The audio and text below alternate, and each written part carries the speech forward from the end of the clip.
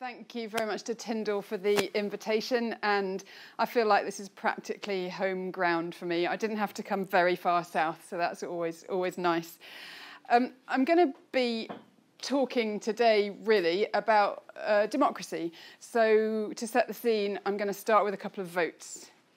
No, this isn't a trick question. Show of hands voting. Question number one, who thinks that we need government and parliament to tackle climate change, to crack climate change? Yeah? Anyone say no? People sometimes do, and there's an argument there. Interesting one. Okay, second question. Do you want to live in a democracy? Yes? Any no's? Okay, let's say any not sures or hesitancies. Yeah, I don't blame you. I'm sort of feeling that way. But I think the overwhelming response, and definitely the one I have whenever I ask those questions, is that we really need the political system to tackle climate change, and we want that to be a democratic political system. We might want it to be a better democracy than the ones we see in front of us, but there's a resounding response to those questions. And the reason I ask those is because a lot of work on climate change sort of misses out that end bit that we need to actually vote this stuff through in order to get the solutions we want. So that's very much what I'm focusing on. And when you look at the picture, it's quite frightening. It's frightening in terms of the science, and I'm not going to go into detail of the science, but here you have David Attenborough at the Poland climate talks at the end of last year, talking about civilizational collapse. Now that's pretty stark. The same week in Westminster, this was the screenshot from BBC News. And all the time I've worked on climate change, you've had this massive disjunct between the scientific significance of the problem and what's happening in politics. Now, at the moment in the UK, I would say this disjunct is about as extreme as it could get because of Brexit. But even take Brexit away and you'll see that climate change has regularly not got the political attention it deserves. And so that's really my starting point. What I'm talking to you about today comes out of an idea or a sort of obsession that I first developed when, as Dana mentioned, I set up Green Alliance's Climate Leadership Programme. I set that up 10 years ago now, and we called it the Climate Leadership Programme, but it was actually a bit more like Climate Boot Camp. We wanted to work with MPs from each party in a very sort of, in a very involved way, in a very engaging way, to try and talk to them about what the science of climate change means for their jobs. And we got them together with scientists from the Royal Society, we got them together with leading experts from civil society, from business, and we talked to them about what climate change means for them and their jobs. And it was really successful. We trained over 100 MPs. But as we finished the sessions and they walked out the door, I developed this sort of overriding curiosity about what they did with that knowledge, how they could incorporate that or how they couldn't incorporate that into their everyday life as a politician. And it was a question that was very difficult to answer in my professional capacity at Green Alliance, and so that's how this study was born. The basic question I want to answer is, I'm going to explain here. So I think that when we work on climate change, and I know there's lots of people in the room that work on climate change here, we tend to assume that the model goes something like this. Now, we all know it isn't like this, right? But this is what we like to think happens, that you get the scientific evidence. Thank goodness for the IPCC, that gives us a decent, if not perfect account of the science. So you get the science and you translate that into an international agreement. It's a global problem. It needs a global solution. So you have your international agreement, and then that's somehow divvied up, and each country has to do its bit. So each country gets national targets. Each country takes that away, goes through a sort of super rational process of thinking, what can we do to achieve those targets? It gets its best minds working on what the evidence is about what policy and action you need. So you develop that plan, and then you implement it, and bingo, you've got your answer. Now, we all know it doesn't work like that. We all know there are hiccups along the way, but I think a lot of us carry with us that assumption of this very top-down linear model of climate action. We know it's not like that in politics. And so my challenge was to think about what this looks like instead in the political process. So my research question was as simple as, how do MPs understand climate change and how do they respond to it? And having been outside academia for 20 years, I found myself entirely unable to pin that down to a discipline. And I took some brilliant advice which just said, just use the stuff that works for you.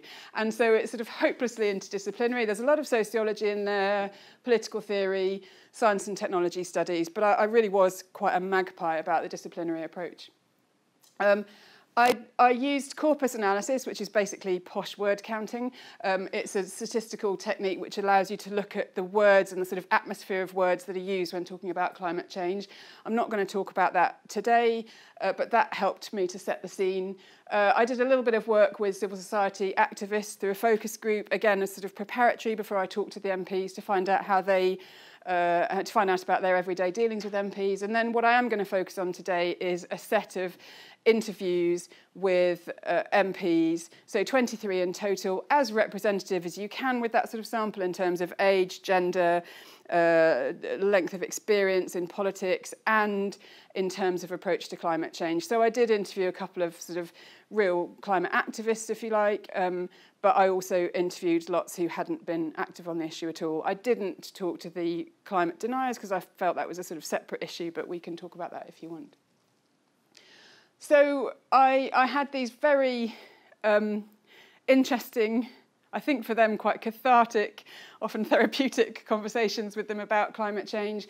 I promised them anonymity, and it was absolutely fascinating to get inside their heads on this. I'm going to talk you through now 4 politicians' stories. Now these 4, they're actually made up in that they're composites of the 23 that I interviewed. So I'm going to give you 4 stories. The reason that they are composites is firstly because that really helps with the anonymity. You can't trace it back. And secondly, because you don't want to hear 23.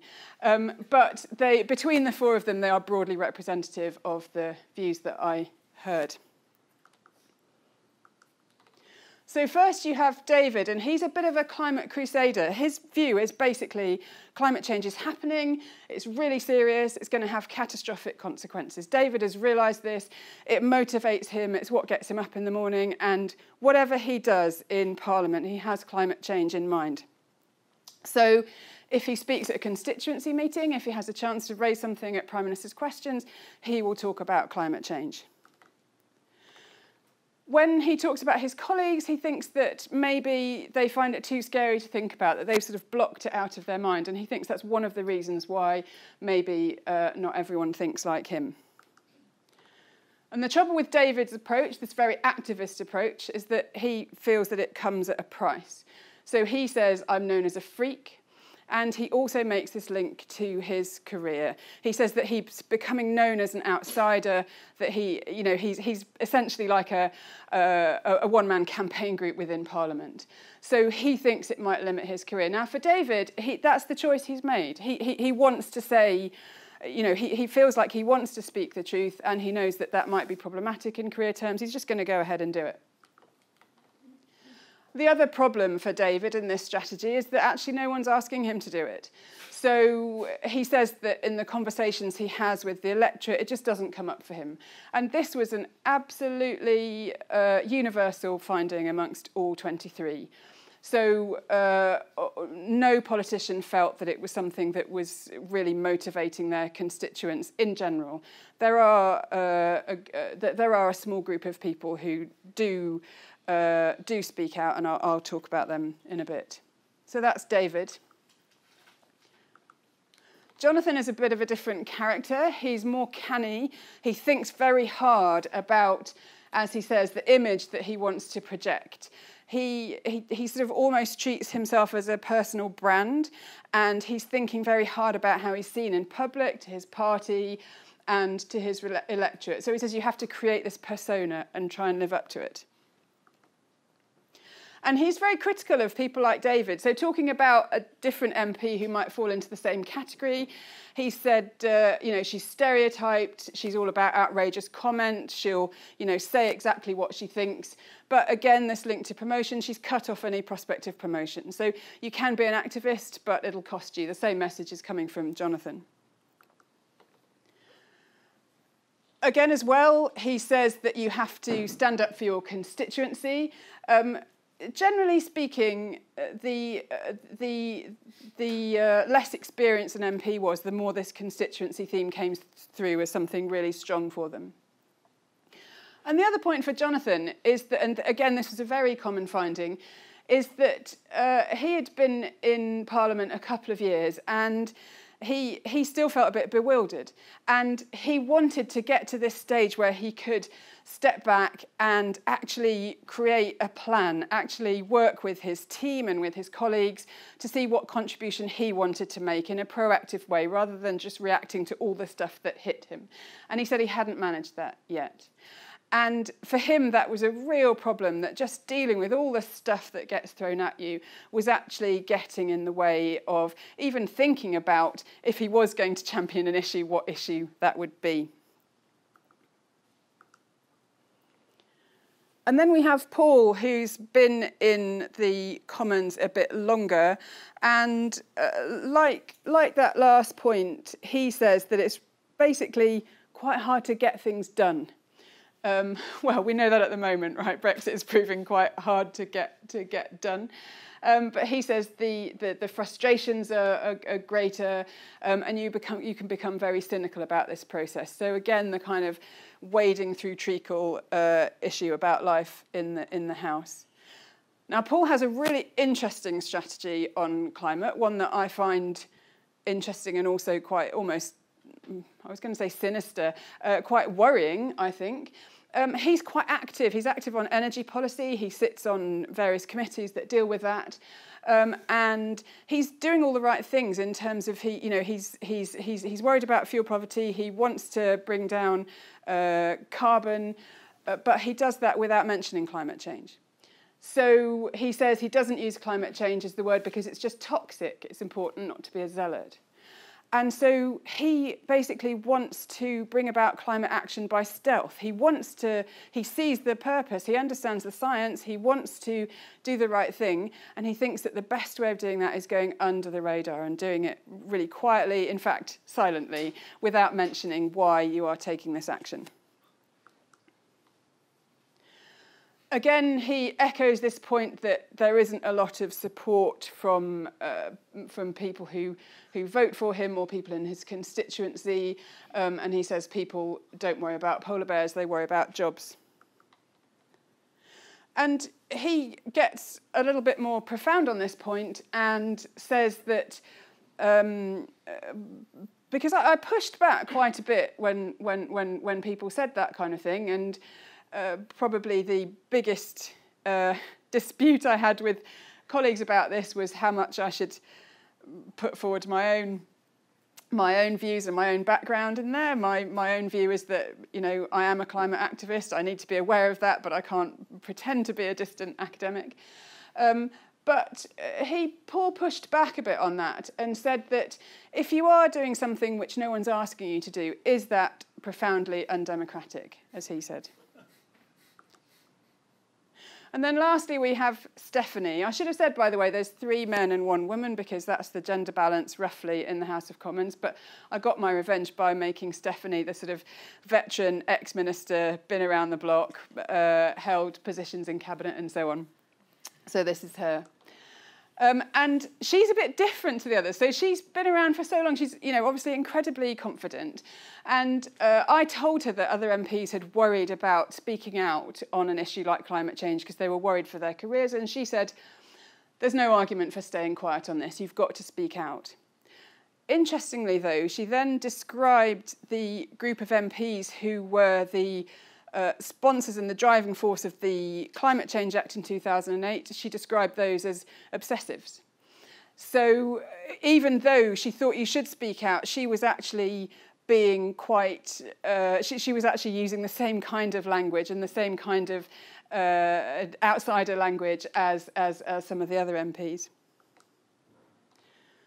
Like the other politicians, she talks a lot about how difficult it is to get things done, and having worked as a Secretary of State, she has worked really hard to get reforms actually through the system of government. And she says that people think politicians are all powerful, and the reality is very different. So Stephanie was in Parliament when the Climate Change Act was going through, and I asked her what that was like, what the discussion was like, and she said, I don't really remember it being one of the big issues. And it wasn't something that was talked about in the coffee houses and the corridors. And as you can see, the big issues at the time, this was 2008-9, the big issues were terrorism, tax rates, smoking in public places.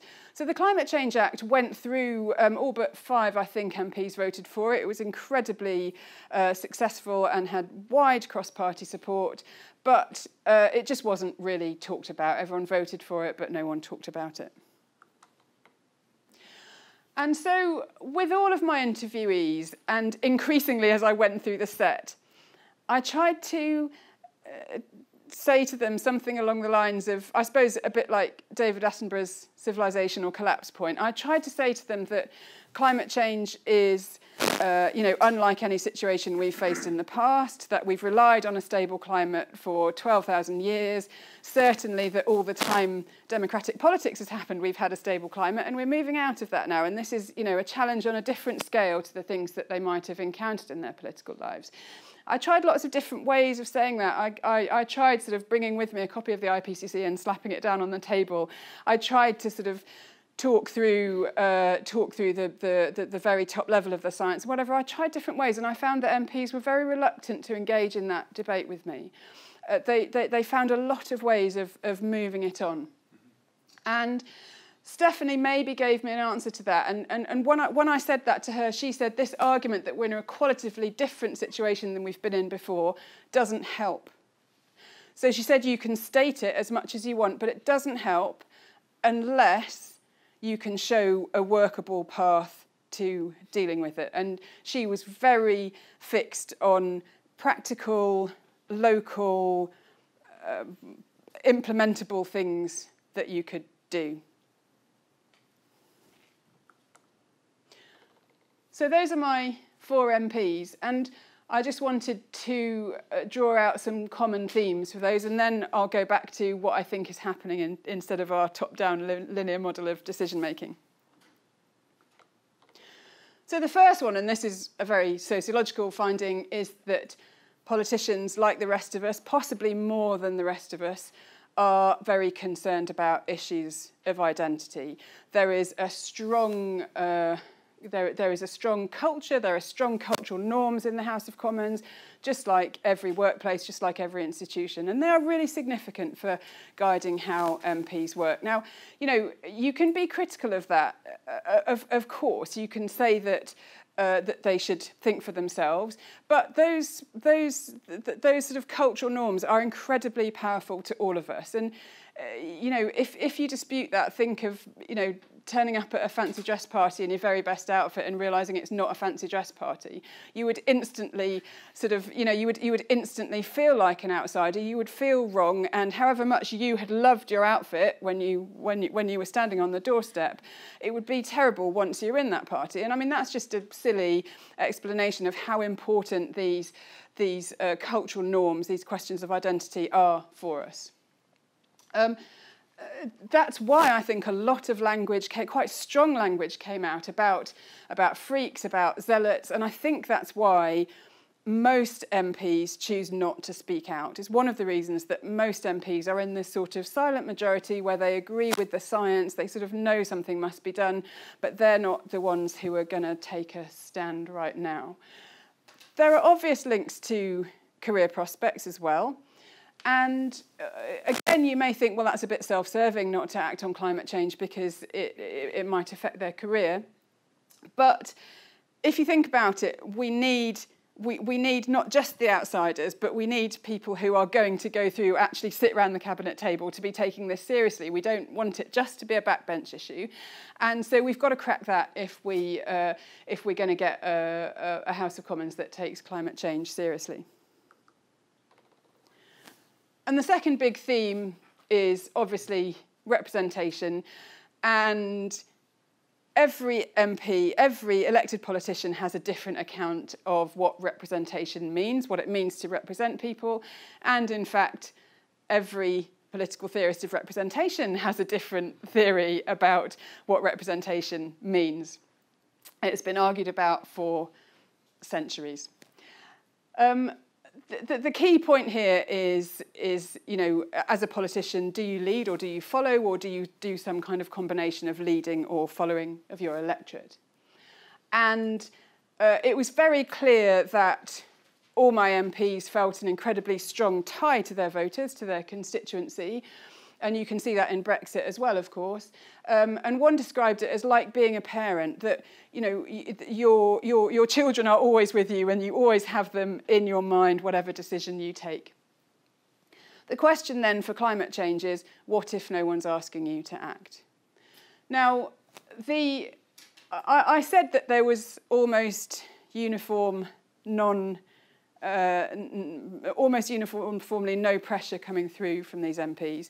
That's not quite true. The exception is that most MPs identified a relatively small but very vocal group of people in their constituency who were talking to their MP about climate change, tended also to talk about other international issues like human rights and refugees. Those people tended to be better educated and wealthier. They are important people for the MP to keep on side, but they're all aware that that is only a small group. So I tend to get a lot of pushback on this, saying, no, climate change is, you know, much more important than you're saying it is. But what I would say to you is that most people who come to my talk probably belong to that group. It's not quite true that no one's asking them to act, but very few people are asking them to act at the moment. Now, I think, actually, since this research was done, so my interviews finished at the beginning of last year, we might be seeing a tipping point on that. And, you know, I've been watching this very carefully, and I'd really love to go back and talk to this lot and see if that pressure's increased. We might, you know, I'm hesitant about it because I still think that it might be a tipping point within that climate bubble. But certainly the debate is shifting. So on representation, one approach that I found really useful is a political theorist called Michael Soward has developed this idea of the representative claim. And the idea behind that is that a politician, by being elected is necessary but not sufficient for a politician in terms of representation. When you are elected, you then have to do quite a lot of work to prove that you are representing your local area. So Michael Soward says that what you do is you make a representative claim, which can then be accepted, rejected, or ignored. So a really straightforward representative claim, and this happened in my constituency, is that the MP says, our local hospital's under threat of closure. That's a really bad thing for our local area, for our people. We want good health services here. And so I, as your MP representing Tyndall in my case, I'm going to campaign for the hospital to stay open. So he's saying that I am working on your behalf, and this is the claim that I'm making, that we need this hospital. And that's really straightforward. And it is obviously accepted enthusiastically and vocally by the people that he represents. If you think about climate action, it's a lot harder to make a representative claim. You can do, but it takes quite a lot of work on the politician's part to think about what that claim is. So you can make what I've called a cosmopolitan claim, which is that climate change is a global problem and that everyone needs to play their part. And we here in our local area need to do the same as everyone else. We need to make our contribution. So that's the claim that probably matches best with climate science.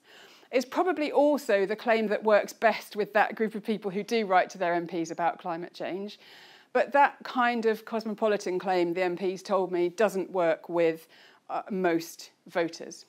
So alternatives would be a sort of local prevention claim. So again, my constituency was hit very badly, had been hit very badly by floods twice in the last 10 years.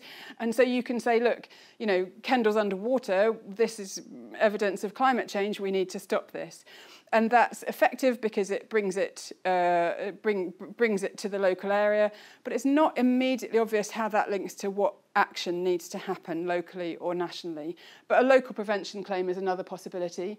There's also co-benefit claims, and those of you who work on climate policy will be very familiar with these. The idea that if you take action to reduce greenhouse gases, then that has very good economic or social benefits elsewhere. So, jobs, warmer homes, that sort of thing. And I mean, that's a very well received claim, and it tends to be the one that's used most by the environmental policy community.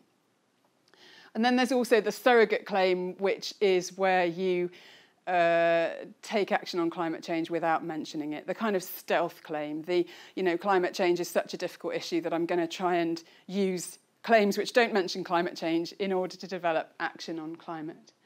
So whichever one of those strategies, and they were all used by MPs, whichever one of those strategies you adopt, I think it's safe to say that developing a representative claim on climate change is a lot harder than on a lot of issues that politicians deal with day to day. So they do it, and if I'm sure we'll talk about the Green New Deal and the amazing Alexandria Ocasio-Cortez, but if you think of her representative claim, it is the most amazing, audacious, all-encompassing representative claim that action on climate change will be the thing that that builds a new America, that solves your social issues, that ends oppression. And, that is possibly the most audacious representative claim, and maybe that might be one of the reasons why she's getting so much traction. She's just absolutely gone for it. And lastly, and this is quite pedestrian but still very important, a big problem for politicians is just fitting it into the day job. And there's two aspects to this. The first is just, the amount of stuff that they get thrown at them. And we're all familiar with this in the working environment that, by the time you've got through your emails, it's time to get home. But it's probably stronger for politicians because of the nature of their role, and actually the increase in work at the constituency level and the kind of social work function of politicians, which has increased drastically over the past few decades. So it's difficult to get through the day. But it's also that the everyday of politics just feels far removed from climate. So, I mean, one who was very active on climate change said that when he tries to explain it to his colleagues, he said, it's like, do they know that running water is important? Well, they do, but they just take it for granted. So there's two ways in which climate change is out of kilter with the everyday of politics.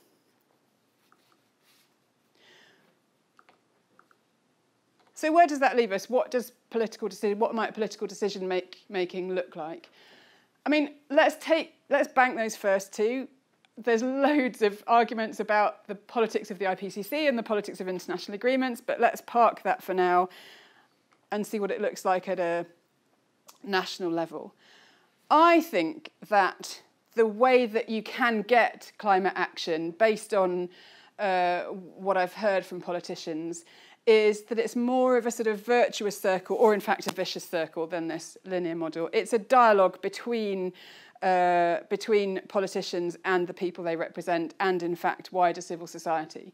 So you have international agreement, and then out of that you might get some kind of national and local target. So you've seen countries articulating their national targets in certain ways. if things are going well, you can then look at what meaningful policies emerge from those national targets. And I mean meaningful in two senses. Firstly, that they are meaningful in terms of they deal with they are a meaningful material response to climate change. They actually get the greenhouse gases out of the system. But secondly, and as importantly, that they are meaningful to people. If you do that, and if these policies, if the claims are supported, if you like, if you get those policies, then you can build support for climate policies, both amongst the electorate and amongst politicians. And that then allows you to ratchet up your targets and ratchet up your policies. So you can see this sort of virtuous circle starts to happen if all this falls into place. The problem with this is that it can go the other way. So I cut my teeth on climate politics back in the late 90s, early 2000s. And in 2001, we had the fuel tax protests, which was actually protesting against the fuel duty escalator, which had been introduced. So that was 18 years ago. And lorries blockaded the streets, petrol stations were shut, and the fuel duty escalator still has not been reintroduced 17 or 18 years later. And that is because that policy wasn't accepted, and it's almost like this wheel going in reverse. I don't follow French politics as much as I should, but I'm wondering whether the Gilets jaunes might be this going in reverse a bit. Okay, so what do we do? I'll end with this. And I think, as with all presentations on climate change, sometimes people find what I say quite hard to take, but I actually think that it opens up quite a lot of avenues for constructive policy and constructive politics going forward. Because I think the first thing it says is that we absolutely need open acknowledgement of the climate issue. And I'm surprised, coming out of the climate policy advocacy community, I'm surprised by how little people have actually, especially over the last decade or so, people have actually started with a sort of open and serious acknowledgement of the science and of the implications of climate change. It's not just a technical challenge, it's a social challenge, it's about the way we run our economy. And if you have open acknowledgement of climate change, that means challenging norms and that means confronting power. I think that's pretty clear. I think that, you know, we know that incumbent companies, we know that fossil fuel interests have a big reason not to accept climate change, and I think that that needs to be part of the everyday conversation. It shouldn't be something sort of dangerously political to say. I find this idea of representative claims really helpful if you think about how you can build a claim for climate action, which is, of course, consistent with the science and with the reductions we need, but which also brings people with it, which, you know, build a claim for which there is an audience, in other words. So thinking about co-benefits, thinking about allies beyond the environment sector, and also realising that it's not a linear process, that if you get the right head of steam behind a particular approach, and maybe this is what we're seeing in the US at the moment, that you can have sudden breakthroughs. Maybe the school strikes might be, might be a sort of big jump forward. But I think that if you think about it in terms of assembling and creating a claim, then that really helps. By the way, the same work on the representative claim says that you don't have to be elected in order to make a claim. So in a way, the school strikers are saying that they represent their own generation and future generations, and they've made, they very effectively made a representative claim. The example that he uses is that Bono claims to represent Africa. So, you know, if he can do that, then we too can have our audacious claims. I also think that while I think we absolutely need to take it on the chin that there is not enough public support for climate action at the moment, I actually think there's rather more support than MPs say there is. And so one of the things that I'd really like to see, and something emerging from this research actually that I'm doing with Green Alliance now, is to use deliberative processes to actually explore the mandate for action in a bit more detail. So actually get MPs to sit down with constituents, to put that in the context of the science, and to say, what mandate is there for action on climate change. And some of you might be familiar with the Irish Citizens Jury, which did that. And I mean, it's actually some eye-watering findings there. 80% of the representative of the 100 citizens who were representative of the Irish population. 80% said they wanted taxes on carbon-intensive activity, very high levels of support for quite radical climate action, and I think there needs to be a lot more of that. It's really interesting that this is picked up by Extinction Rebellion. And lastly, I think we need to assess policies not just by how efficient and effective they are, although that's important, but actually on whether they engage and whether they help to build that claim, whether they help to ratchet up the case for climate action. And I presented the argument in more detail to a Royal Society August gathering of, where next for climate policy, and it went down like a lead balloon because they're very used to the kind of, technical cost benefit, what's the most efficient way we can do this. And I'm really happy with that. That's fine to do that, but also you need to say, will people vote for it? And will it engage people and push them forward? So I would say that that building a mandate is at least as important a metric for judgment as efficiency and effectiveness. I think some of the promising areas are place-based policies.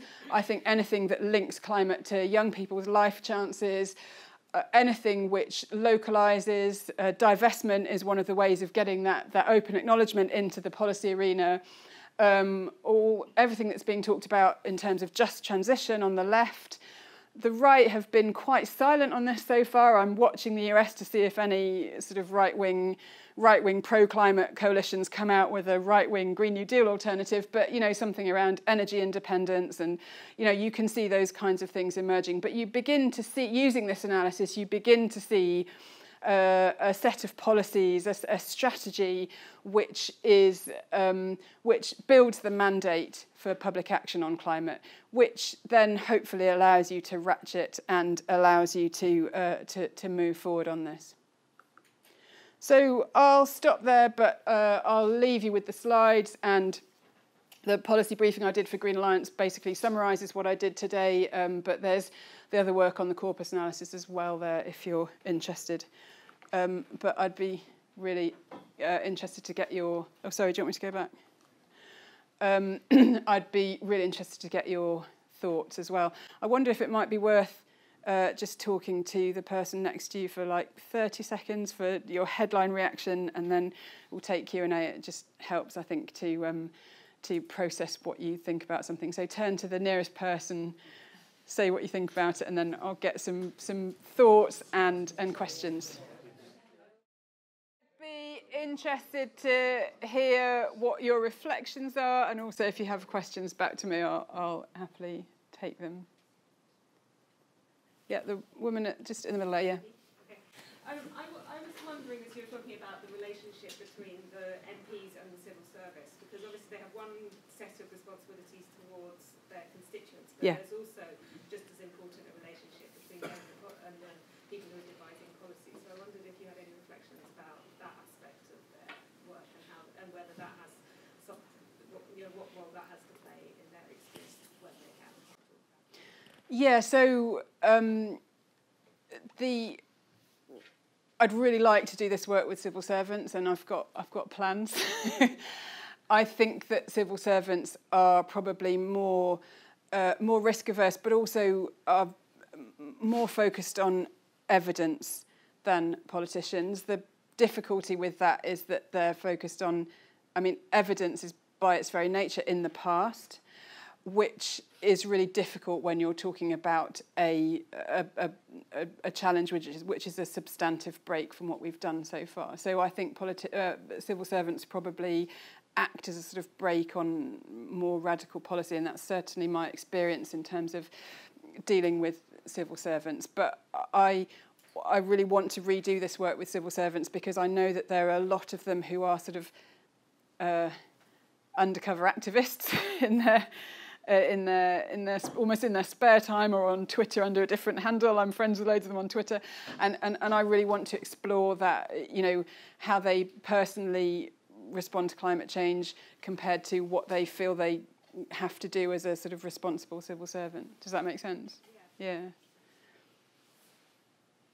Yeah.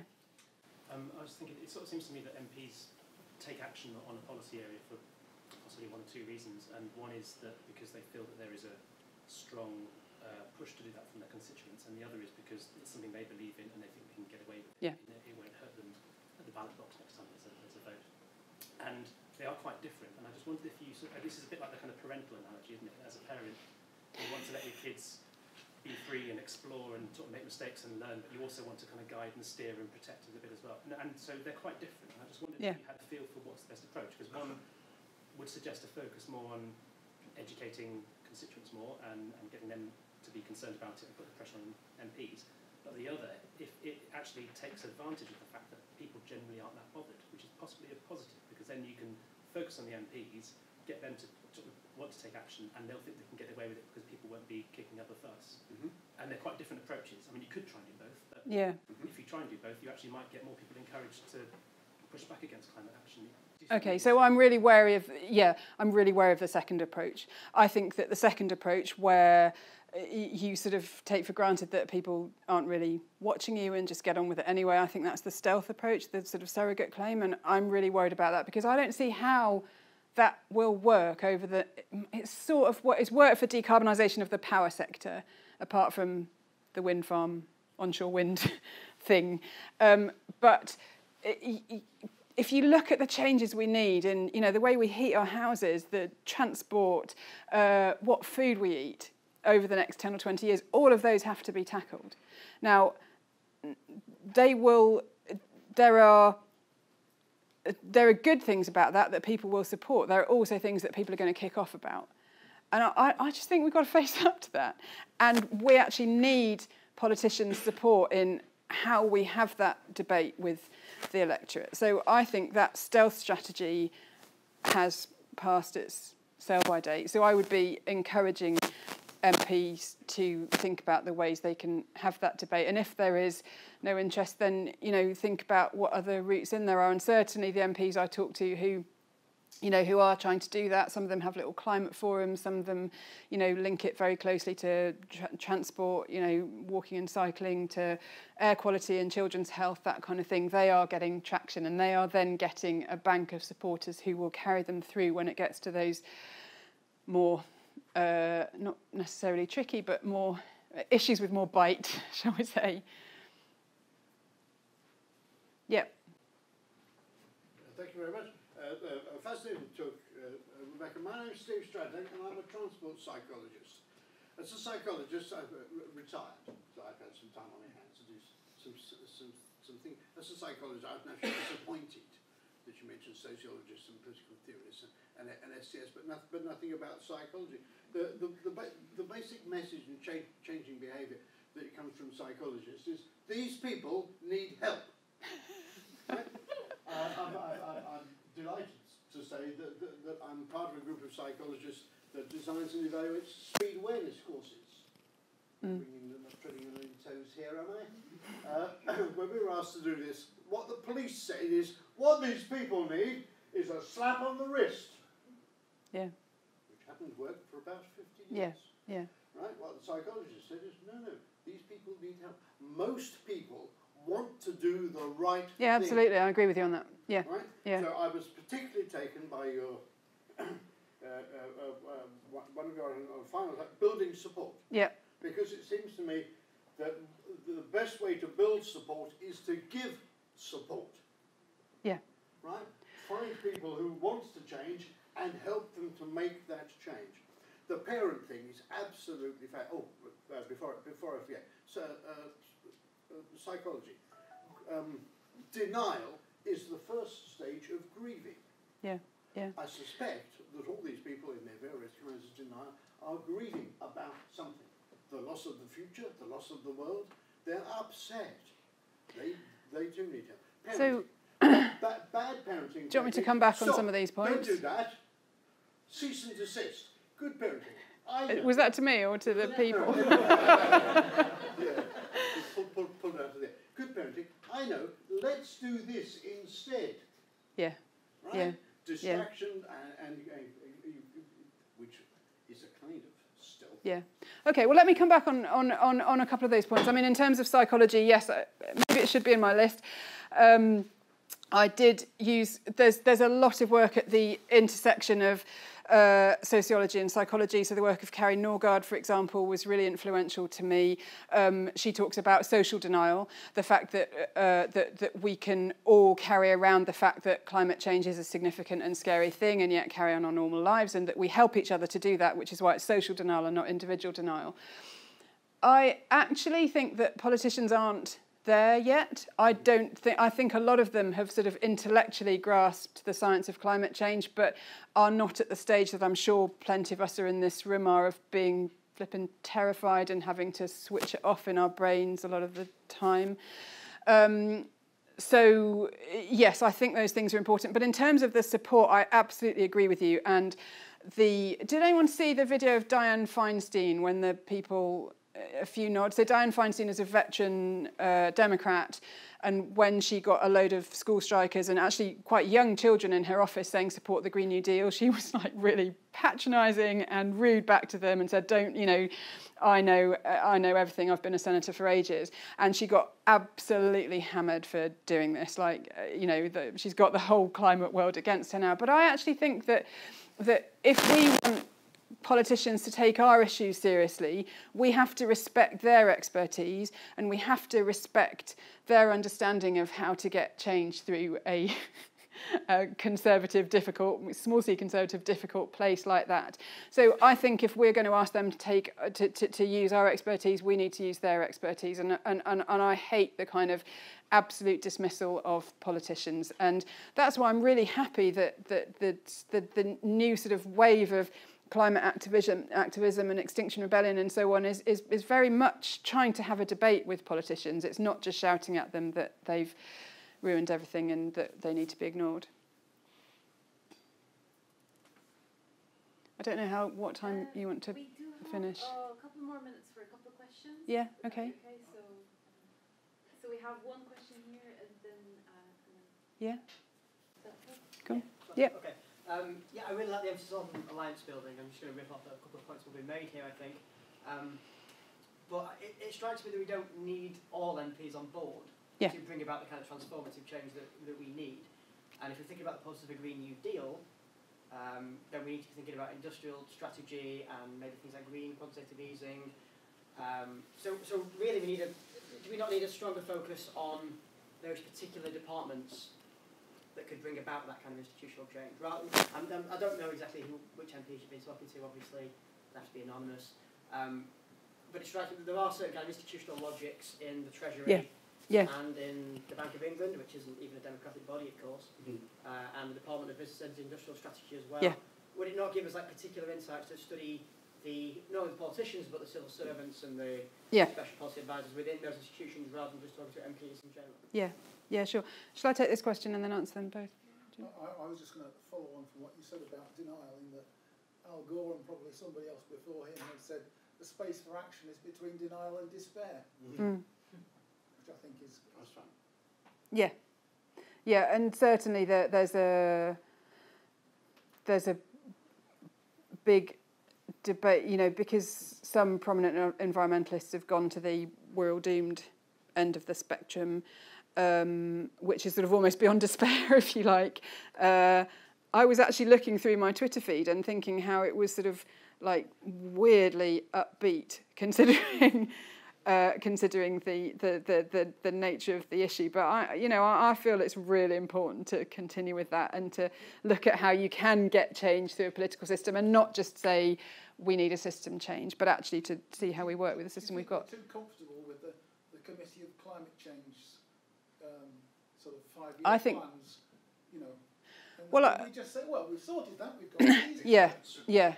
So I'll answer that in terms of answering the previous question as well. So I absolutely agree that so at the moment it's only BEIS, which is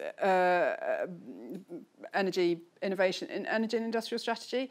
That's the only government department which has a formal duty for climate change. I mean, the whole Parliament and government is supposed to stick with the climate targets, but DFT, Transport, Treasury, local government, they all have massive amounts of greenhouse gases under their control, if you like, and very little incentive to do anything about them.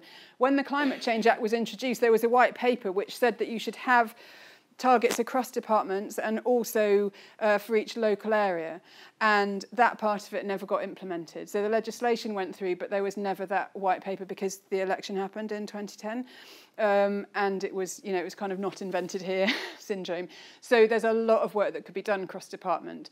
And I keep waiting for that to come back up again. And you know, so in answer to your point on the Committee on Climate Change, I absolutely think that, you know, the savings over the next 10, 20 years are going to have to come from those parts of the economy. The Committee on Climate Change is actually getting sort of more radical and more willing to say it like it is. And at some point, the government is going to clash with the government. It's still been very polite, but at some point that clash is going to happen, and they're going to say even more stridently, you are not doing what needs to be done. And that'll be really interesting because, of course, all the committee can do is advise. The carbon targets are statutory, so they're in law, but it's not really clear who would take whom to court about what. I mean, there's plenty of NGOs who'll give it a go, but I think I think that's going to get a lot more real over the next sort of, well, maybe 1 year, maybe 5 years, who knows. Thank you. Thanks, Rebecca, again, and thanks Thank you. everyone for wonderful questions and a great debate and for your listening. So hopefully for more climate change action and more democracy. That concludes. No, benevolent despotism. That's what we need. Are you stepping up to the plate? Are you going to be I've not got a lot else on at the moment. Excellent. as someone who's into democracy, I'll hold that, I think.